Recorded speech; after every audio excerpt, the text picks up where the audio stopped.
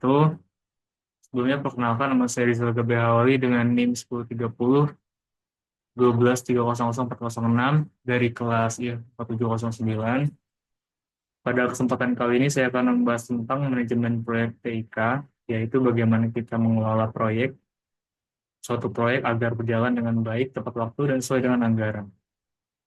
Untuk pengertiannya, sebenarnya manajemen proyek TIK itu adalah rangkaian proses dalam mengelola proyek yang berkaitan dengan teknologi, informasi, dan komunikasi.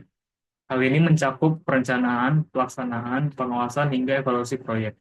Contohnya adalah pengembangan aplikasi mobile, pengembangan smart system, dan lain-lain. Lalu untuk poin selanjutnya, karakteristik proyek dan karakteristik operasional. Kita perlu memahami perbedaan antara proyek dan operasional. Kalau untuk proyek itu dia bersifat sementara, memiliki tujuan spesifik, dan hasilnya unik. Untuk operasional itu adalah kegiatan atau aktivitas yang berjalan secara terus-menerus berulang-ulang, seperti contohnya adalah misalkan pemeliharaan server dan lain-lain. Untuk poin selanjutnya, jenis organisasi proyek. Dalam dunia kerja, proyek bisa dikelola dengan berbagai cara tergantung struktur organisasi. Ada tiga jenis utama. Yang pertama adalah fungsional. Fungsional itu adalah di mana proyek dikelola dalam departemen tertentu dan keputusan tetap dipegang oleh kepala departemen. Yang kedua ada proyek murni. Proyek murni adalah tim proyek berdiri sendiri secara independen dan dikelola langsung oleh manajer proyek. Dan yang ketiga ada matriks. Matriks ini adalah kombinasi atau gabungan antara fungsional dan murni, di mana tim proyek berkoordinasi dengan organisasi utama. Lalu untuk poin selanjutnya, proses manajemen proyek ada 5 proses. Yang pertama itu adalah inisiasi. Inisiasi ini menentukan visi, cakupan, dan stakeholder proyek. Yang kedua ada perencanaan, yaitu menyusun jadwal, anggaran, dan strategi pelaksanaan. Yang ketiga ada pelaksanaan, yaitu mengerjakan proyek sesuai perencanaan di poin sebelumnya. Yang keempat ada monitoring dan controlling, yaitu memantau kemajuan dan mengelola risiko yang muncul.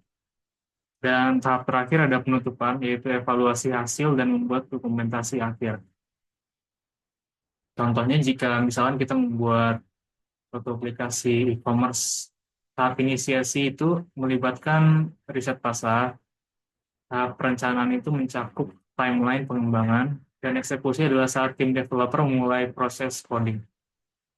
Lalu untuk poin selanjutnya, sertifikasi yang dapat diambil, ada beberapa yang dapat diambil untuk menambah kompetensi dari project manager.